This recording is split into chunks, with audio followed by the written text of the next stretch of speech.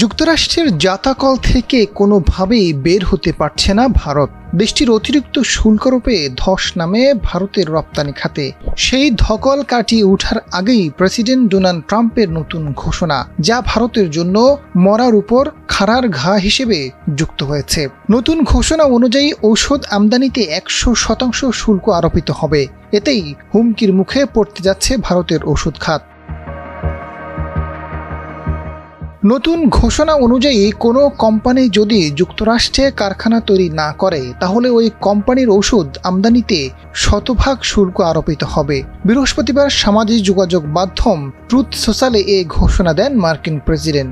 সব ধরনের ভারী ট্রাকে 25% এবং রান্নাঘর ও বাথরুমের ক্যাবিনেটে 50% শুল্ক আরোপের ঘোষণা দেন ট্রাম্প। ট্রাম্পের দাবি, বাহিরের দেশ থেকে বিপুল পরিমাণে যেসব পণ্য বাজারে সয়লাব হয়ে গেছে, সেগুলো মার্কিন উৎপাদকদের ক্ষতিগ্রস্ত করছে।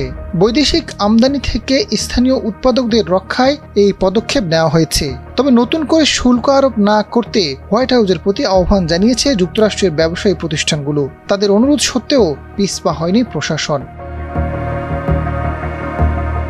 যুক্তরাষ্ট্রের চেম্বার অব কমার্স হোয়াইট হাউসকে নতুন করে শুল্ক আরোপ না করার আহ্বান জানিয়েছিল।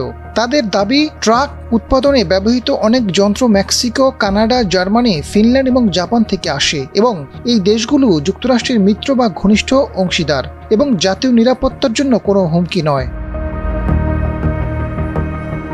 চেম্বার অব কমার্স জানায়, মাঝারি ও ভারী ট্রাকের যন্ত্রাংশ সরবরাহকারী সবচেয়ে বড় দেশগুলোর মধ্যে রয়েছে মেক্সিকো, কানাডা। গত বছর এই খাতে যুক্তরাষ্ট্রের মোট আমদানির অর্ধেকেরও বেশি এই দুই দেশ থেকে এসেছে। আগামী সপ্তাহ থেকে ওষুধে 100% এবং ভারী ট্রাকে 25% শুল্ক কার্যকর হবে, যা শত শত বিলিয়ন ডলারের নতুন বিনিয়োগ ঝুঁকির মুখে পড়বে।